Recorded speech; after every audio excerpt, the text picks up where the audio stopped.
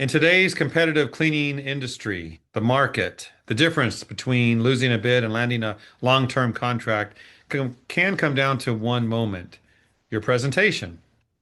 Many cleaning companies spend days crafting a beautiful proposal, at least beautiful to them, only to walk into the room and fall flat.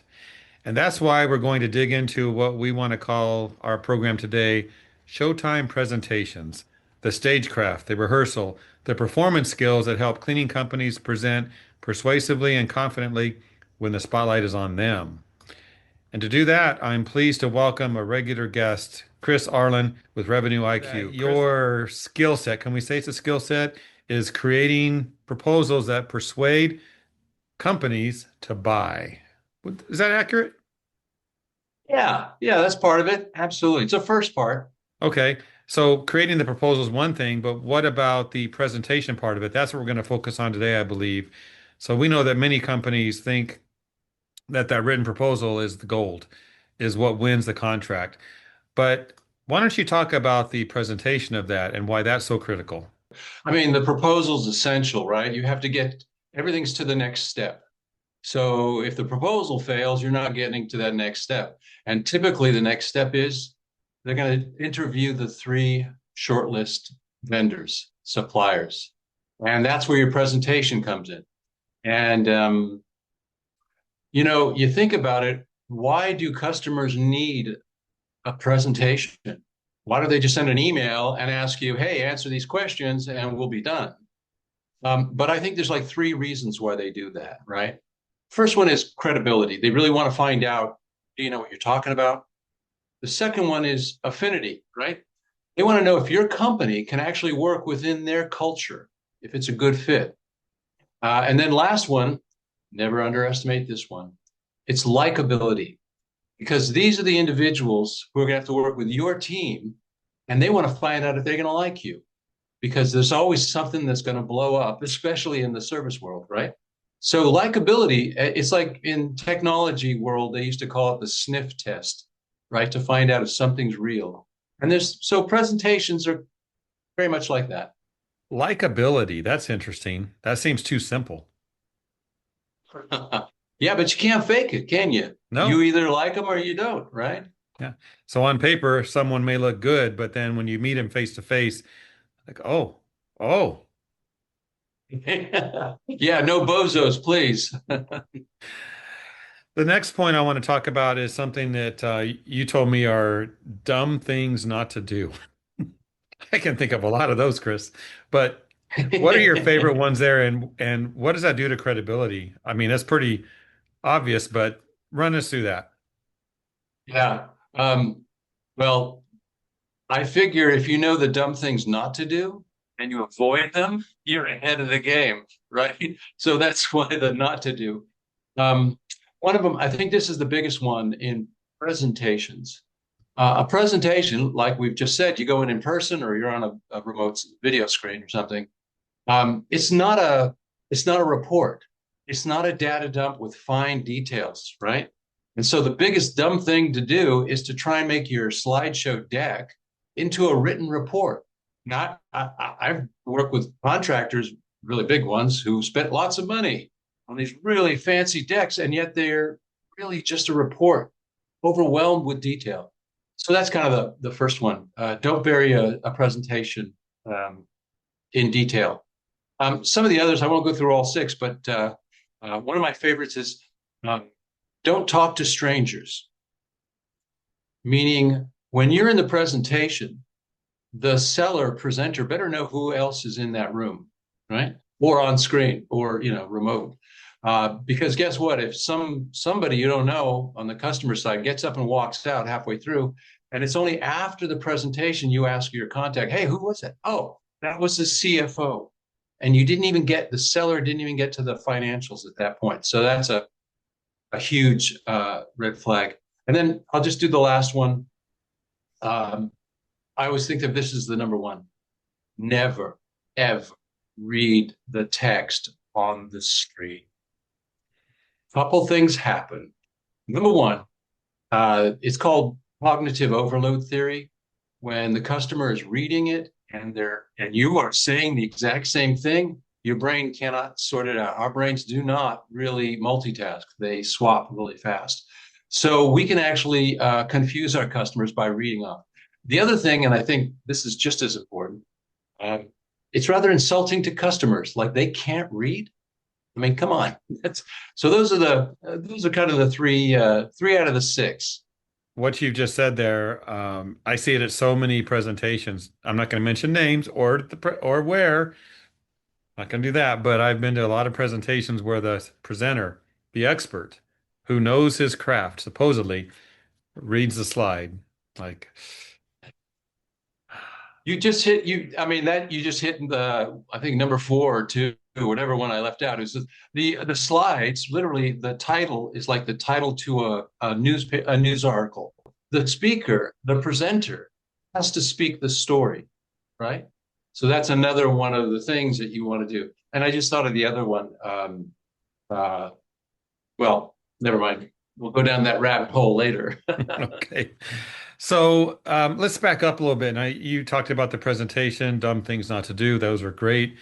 But a company now needs to think about how to get ready for that meeting. So talk about the prep work. What should a cleaning company do the days leading up to a meeting to prepare for that powerful performance where they're not going to read the slides? Good point. They better know what they're talking about. So whoever they bring or have sit in on that presentation, everybody's there for a reason. Typically, it's a salesperson who's the facilitator. Then typically they're a bunch of subject matter experts, SMEs. And then lastly, if it's a big enough one, you want your owner, CEO, president, he or she is the top dog. And they don't talk except to tell the customer, hey, I'm the top, and we'll make sure we have all the resources and all the commitment to you. That's all they do. Because for the specifics, you want the SME to talk to it. So the first thing to do is to really recognize your proposal is the basis of your presentation, right? And in order to do that, you want to make sure you know who's in the room. So part of your preparation before the meeting is to find out who's in the room, who's going to be there, right? So I've got a form that I put out years. Not only that, you want to identify what room you're going to be in. Is it on video? Is it in person? You want to, if you can, find out who's there before you or after. Am I going to follow the 800-pound gorilla contractor, or am I, going in? That's going to set the stage, so to speak, for how the evaluators see what I'm going to present. And then really write down what are the three takeaways that you want them to do. And then the last one is what will they do to confirm to you that you succeeded?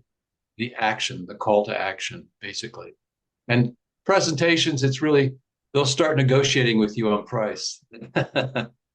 And then they'll say, okay, they'll usually take the top two once you get through that process, and they'll start negotiating because they don't want to leave, the customers don't want to leave the process and not have a deal, right? So they'll usually take the top two because if one of them falls out, then they've always got the other one. They don't look like they have egg on their face. Also, it gives them, the customer, the opportunity to price negotiate. Hey, we really think you can do that for about 10 million less a year, So Yeah, that's real world stuff. You want them to sign on the dotted line. That's the action, but to get there is tough. You know what? You said something. Never heard this before. SMEs. sure you have. No, I've never SME, heard. subject. I know what it means. I know what it means, Chris. I'm saying Yeah. I've never heard anyone say SMEs before that I remember. Really, what have you heard people they SMEs, spell it out? SMEs, subject matter experts. Oh, So, God, that's me. Come all on. right, I'm gonna have to look into that to see if others are saying that because maybe you have created a term, SMEs. I'm a I'm a meme. I'm an meme. I'm a meme. Okay, so I made a SME and now I'm a meme. Okay. Hey, when you talk about those meetings on video, obviously is easy, but in person has to be the best. Would you agree? Yeah. Oh, ideally for those three reasons I mentioned earlier, right? The likability, it's easier, Right. much easier to do. Like I'm looking at you on the screen now. I don't know if I like you. I don't know either. In person is much easier, right? It's much Oh, easier. so It's just much a better. human nature. Human nature. Yeah, absolutely. If you get the opportunity to do it, but generally customers are dictating how and when, and especially a lot of them are hybrid too, right? You may have to fly out to their corporate office, but they're still going to have their regional people from around the world, videoing in. So it's that kind of cross between, having both there in person. Hmm. Yeah, I wanted to do this interview, Chris, at ISSA show in person, you and me, and I invited you. I even offered to send my private jet to pick you up and bring you to Vegas, but you said no, you'd rather do Zoom. So here we are. I thought I squelched that before this started, but I guess not. I was going to get hit with that, right? Okay. Okay. I'll remember. I'll remember. So Chris has nothing against ISSA show, he just can't go. I love them. I Okay. love ISA. I love it. Keep it in Vegas always. Always. I'm just, I'm glad it's not at the same week as the Formula One. So Yeah, maybe they should move it up to Minnesota. no, no, no. Keep it in Vegas. Keep Okay. it in Vegas. All right, I'll tell him. I'll say Chris Island said keep it in Vegas. Okay. All right. Okay. So we're wrapping up. I think you wanted to walk us through those 7 Showtime presentation scenes. Is that still on the table? Only if you want to. Do it. All right.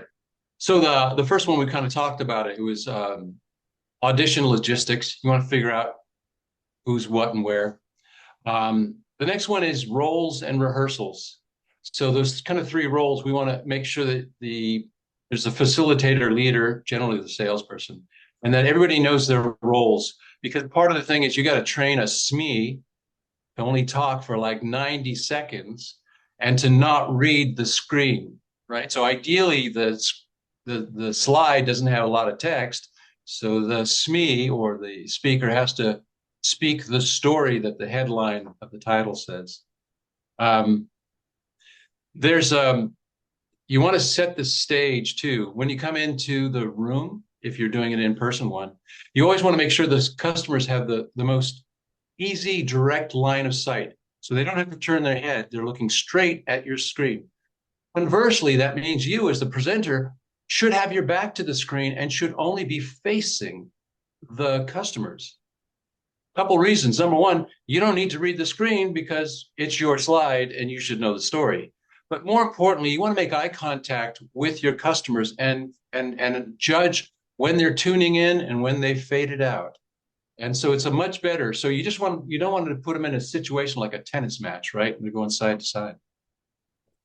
Um, so the other one is when the curtain rises. Generally, there's this typical process.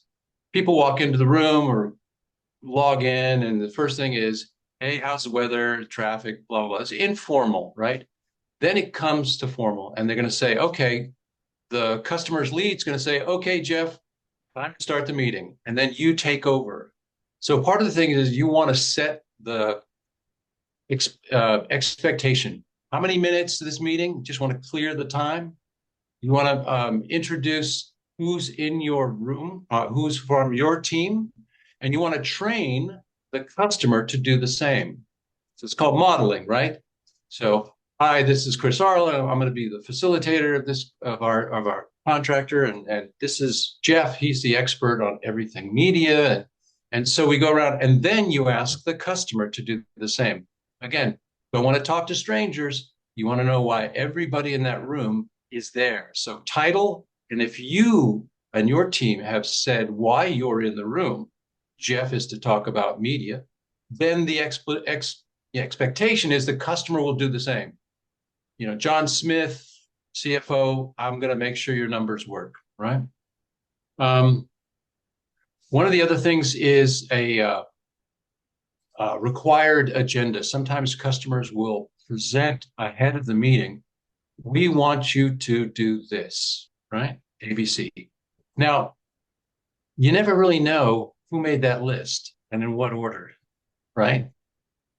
Procurement could have just taken a bunch of stuff. It's not like the customer's operations facility guys have said, "I want to see this, I want to see this, and I want to see this first." And then it's generally not that. It's much more haphazard. And it's likely it's just a series of open-ended questions.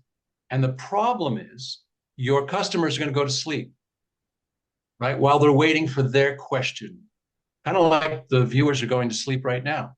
And they're going to, they're, when we as a presenter, when we get in the room, we want to find out what's most important to those customers and in the order they want. So even though we've been presented with an agenda, we still want to kind of double check it, say, hey, this is what you've asked us for. Is there anything you'd like to see first, or which of these items would you like to go to first? You want to get it while it's top of mind. If they got to sit through 45 minutes, they've gone to sleep and they've forgotten. Don't care. Um, Handouts, I've totally, let go of the scene, going 1, 2, 3, 4, 5, 6, 7. So I'm just throwing stuff now. Um, in a point in a presentation, there will be a question that requires detailed information, and you can't have that on the screen. It's just not an eye chart, right? At that point, stop the presentation and either PDF out, email PDFs or hand out a print. Therefore, everybody can take their attention off the screen, and now everybody's focused down on reading what it is. When they're done, then you can go back up to the screen. And then the last thing, wrapping it up, what it is, kind of like we're going to do in about 30 seconds. Did you get everything you needed, Jeff? And so forth. If there's any open items, right, you can always shove stuff back. Hey, that's a great question, Jeff. Let's take it offline and we'll answer that. It'll give you another chance as a presenter to go back to your contact afterwards, because we always want to try and get it to that next step, right? And as a presenter, we're gonna look for reasons, not just to say, "Hey, did we win?" but to say, you guys mentioned in the meeting that you're really interested in this QBR program, and now I just want to show you a mock-up example.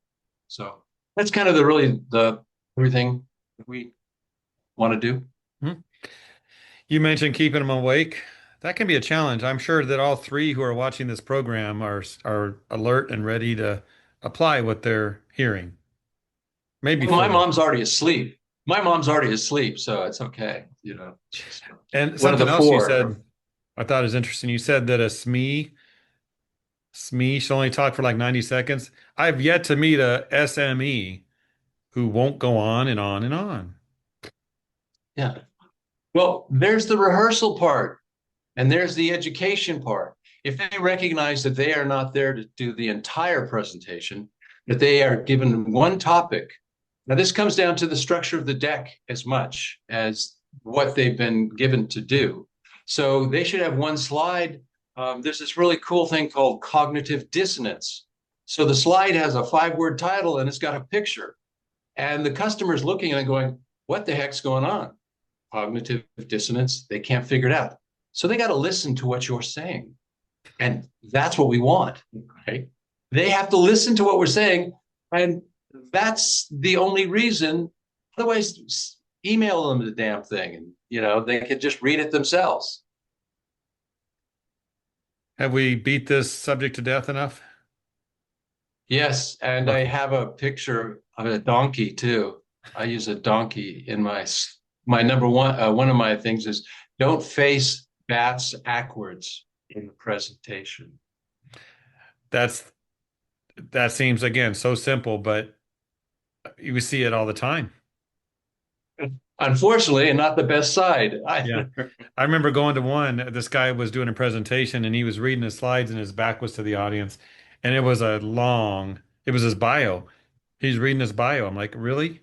You don't know, you don't know about yourself? But it was like, oh my goodness. Anyway, Anyway, Chris, good stuff as always. Let's see what people can do with this and make the better presentation. that's right. Stagecraft, presentation, showtime. You bet.